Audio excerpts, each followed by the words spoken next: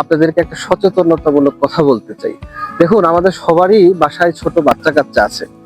তো এরা আসলে স্কুলে যায়, বিশেষ করে অ্যাডোলেসেন্ট বা একদম যারা চাইল্ড, যারা প্লে নার্সারি থেকে ক্লাস 5 পর্যন্ত বা 6 পর্যন্ত যারা পড়ছে, এরা খুব ভয়াবহ একটা fast food, junk food, burger, pasta, মানে এই বিদেশি যে খাবারগুলা, অত্যন্ত কেমিক্যাল সমৃদ্ধ যে খাবারগুলা, এই খাবারে তারা আসক্ত হয়ে পড়ছে, যেটা তাদের জন্য পরবর্তীতে একটা খুবই আনহেলদি লাইফের জন্য দায়ী হয়ে যাচ্ছে।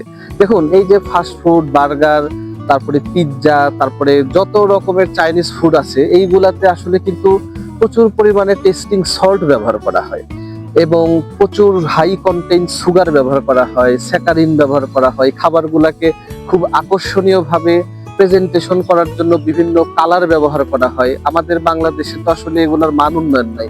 দেখা গেছে যে আপনার ফুড কালার বাদ দিয়ে কাপড়ের কালার পর্যন্ত এই সমস্ত খাবারে মানুষ দিচ্ছে, এবং এইগুলাতে সুগার, প্রচুর পরিমাণ চিনি ব্যবহার করা হয় এবং প্রচুর পরিমাণে লবণ ব্যবহার করা হয়, এবং এই টেস্ট গুলাকে বাড়ানোর জন্য প্রচুর পরিমাণ কেমিক্যাল ব্যবহার করা হয়। এই কেমিক্যাল গুলা খেয়ে এই আমাদের ছোট বাচ্চা কাচ্চা গুলো পরবর্তীতে একটা আনহেলদি লাইফ লিড করছে। তো আসলে এটা কিন্তু আমরা একটু সচেতন হলেই, আমরা যদি একটু তাদেরকে বুঝিয়ে বলি, বা আমাদের যে দেশীয় ফল তারা তো খাবে, তারা তো এটা খেতে চাইবে, তাদেরকে এখন থেকেই ছোট বয়স থেকে সচেতনতামূলক ভাবে জ্ঞান দিয়ে তাদেরকে জ্ঞানে সমৃদ্ধ করতে হবে, একটা হেলদি লাইফকে তাদেরকে বুঝাইতে হবে, তাহলে এই বাচ্চাগুলা ভালো থাকবে। তো আমরা এখন থেকে সচেতন হই, আমাদের এই ছোট বাচ্চাগুলোকে আমরা এখন থেকে হেলদি খাবারের প্রতি বুঝাবো। সবাই ভালো থাকুন। আসসালামু আলাইকুম।